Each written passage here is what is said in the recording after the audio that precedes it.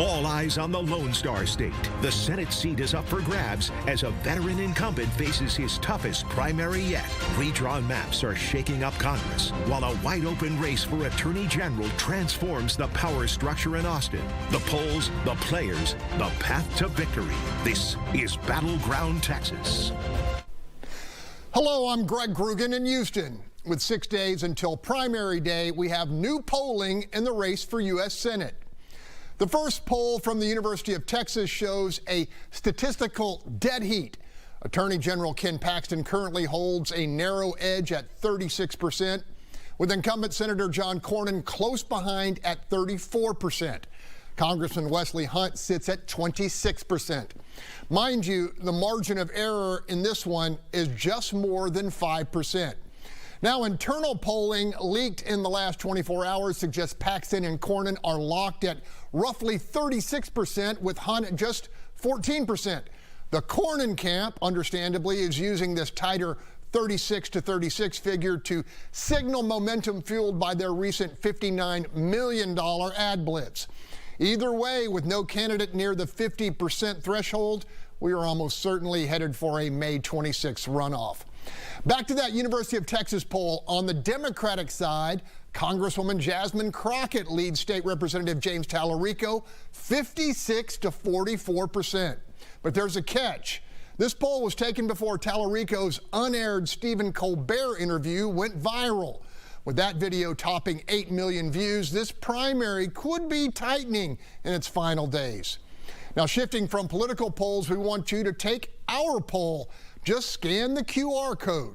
We're asking, does the behavior of lawmakers or attention they get at the State of the Union impact how you feel about them or your vote? Some of the takeaways from last night's address and your answers coming up a little later.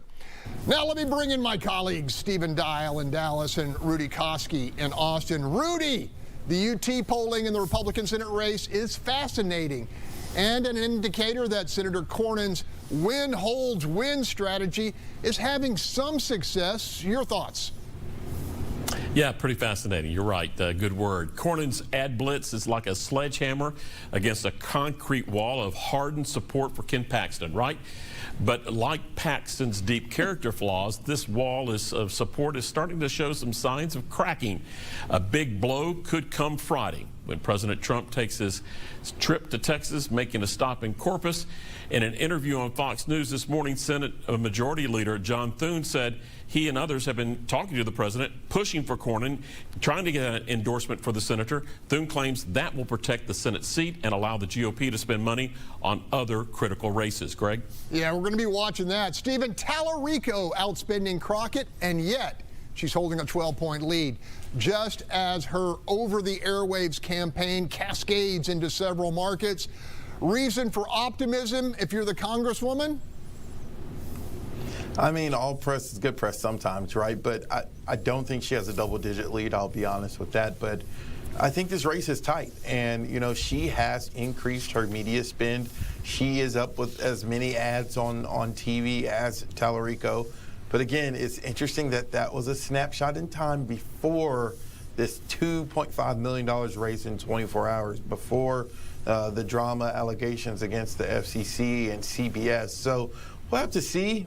Crockett certainly, I believe, is not taking that poll as taking the check to the bank. I think she still thinks that she has to grind things out until Tuesday night.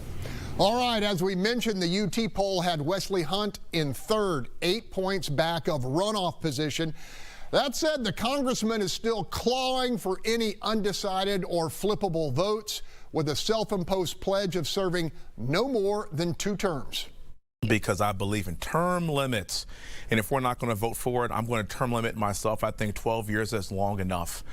John Cornyn being around for 24 years is just unacceptable in my opinion. It is not how our founding fathers set this thing up. And if you really want to work hard and you want to do what's right by the people of Texas, then 2 terms, 12 years, long enough, and also it's what the people of Texas want. As I have traveled across this vast state, what I hear over and over and over again is it's time for fresh blood. It's time for people to term limit themselves, just like the way our founding fathers wanted it. And most importantly, people like the fact that I'm young and I'm giving my best years back to this country. At the end of the day, we are a true threat because we're running a real campaign.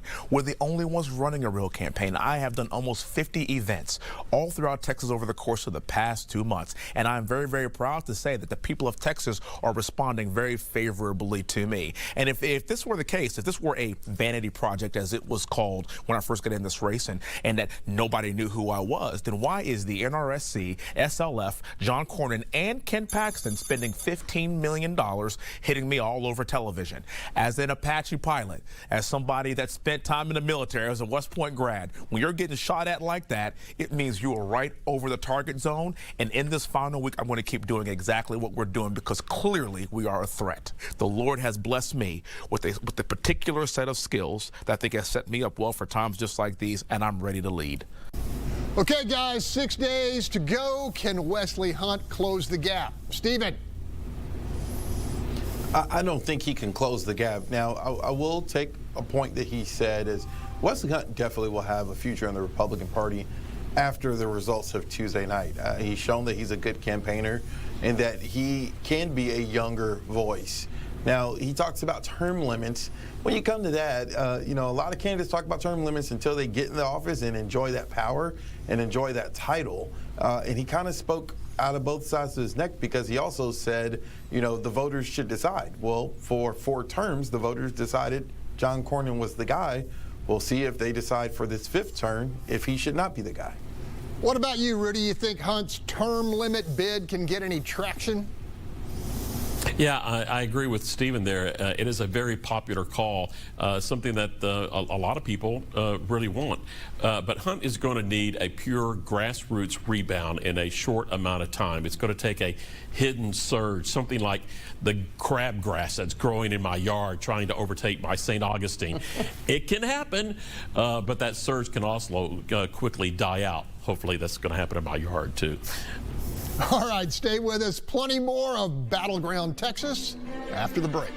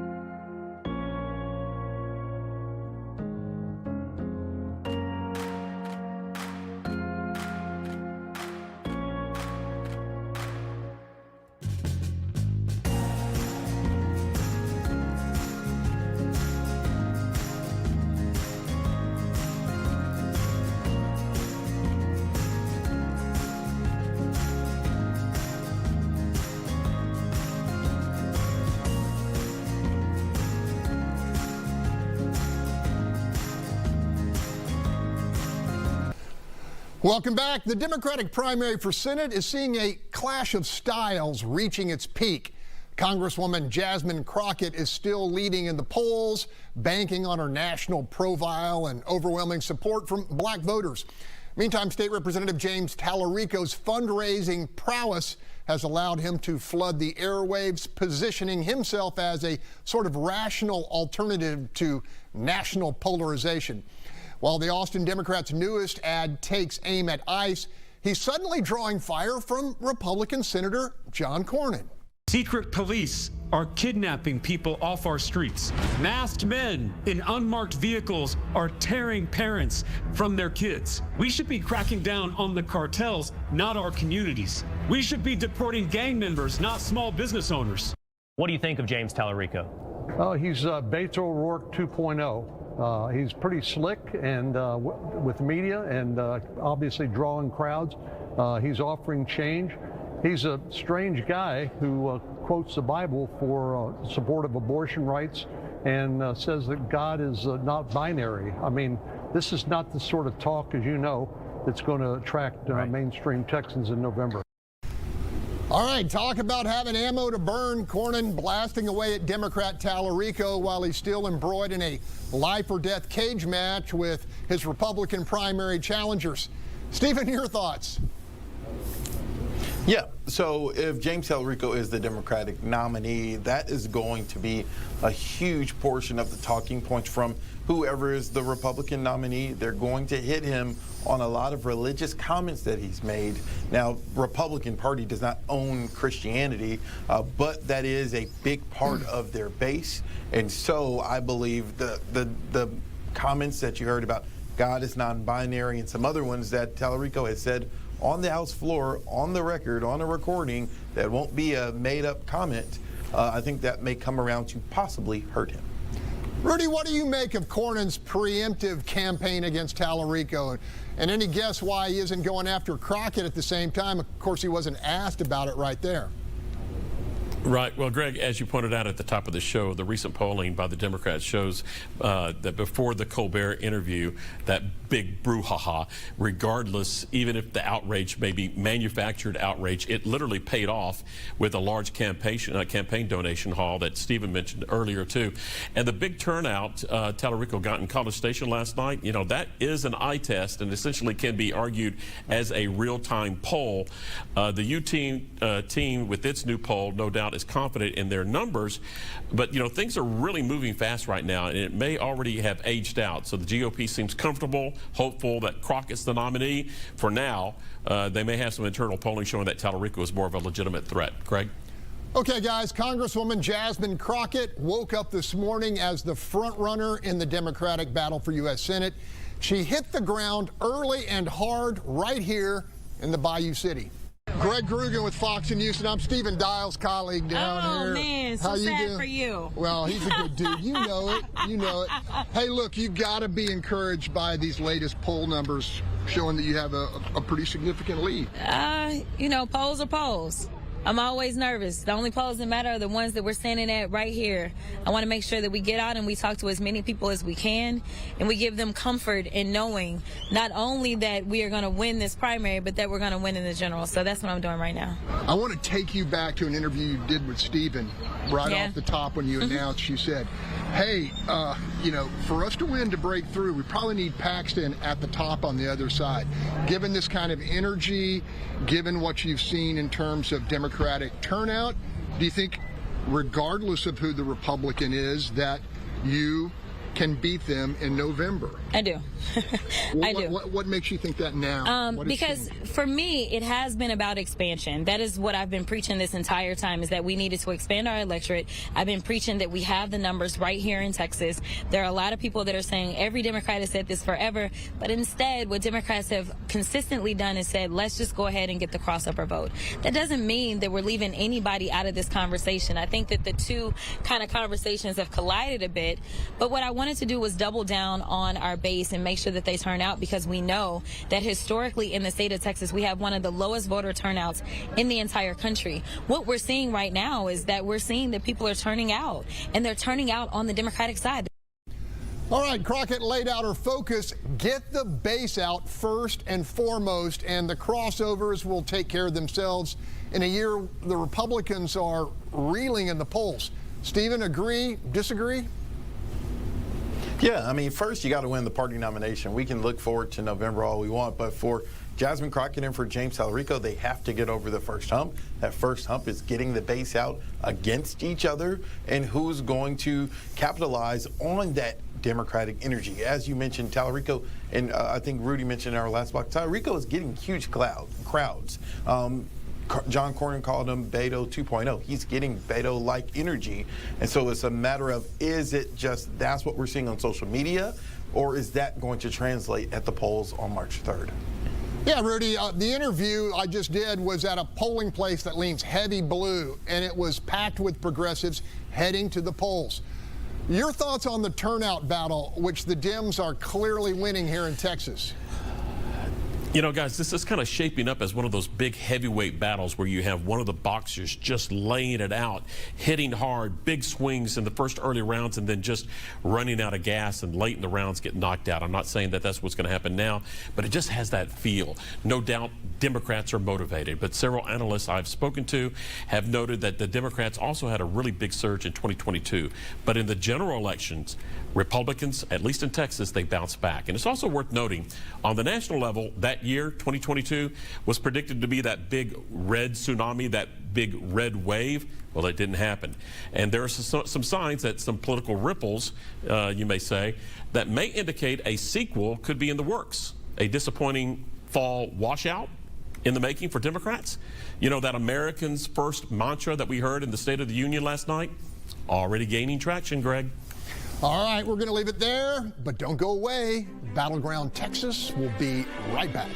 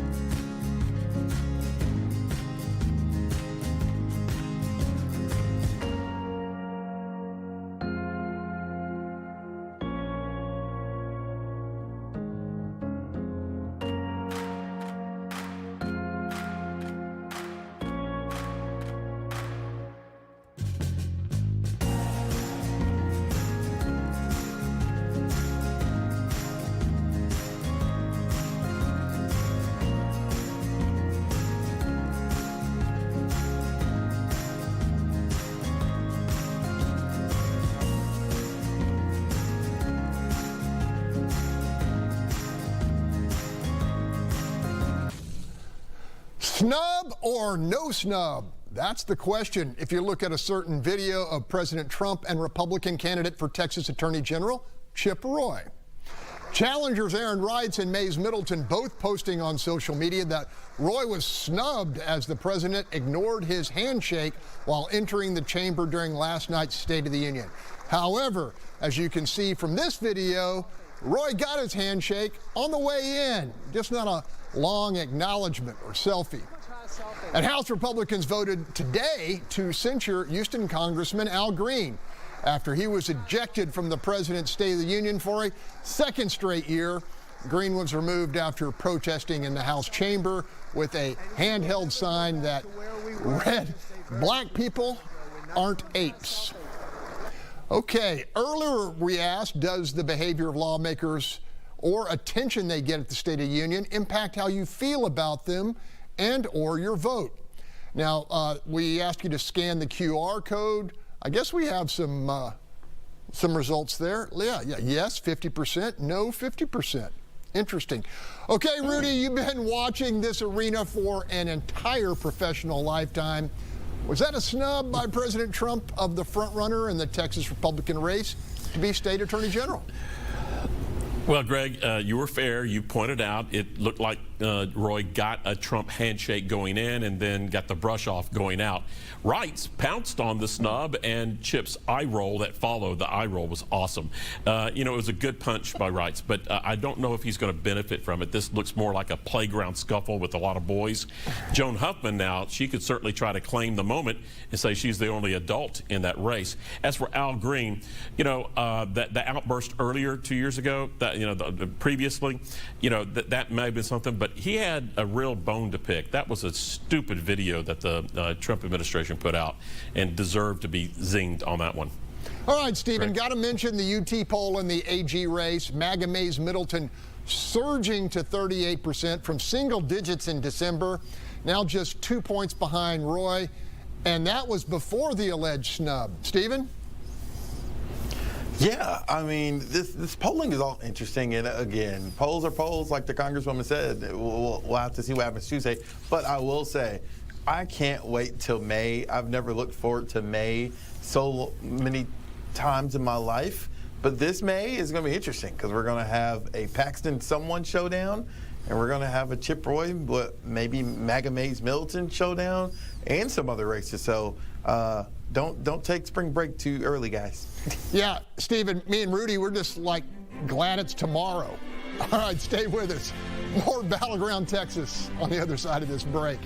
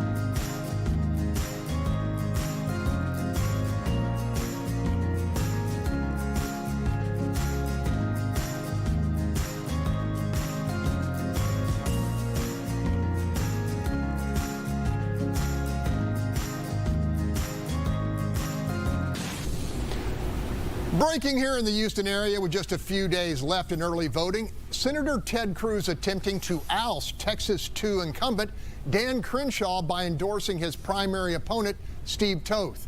So why would Cruz back a hyper-right-wing state rep over a 4-term decorated Navy SEAL leading the congressional charge against the Mexican drug cartels? While we can only speculate, it's common knowledge Toth's mega donor is Woodforest Bank CEO Robert Marling, who's been linked financially to the notorious Colony Ridge development. Marling has also been a longtime supporter of Senator Cruz. Maybe the dots don't connect, and maybe they do. Bottom line, our state's junior senator putting his thumb on the scale very late in the game. Rudy, what do you got?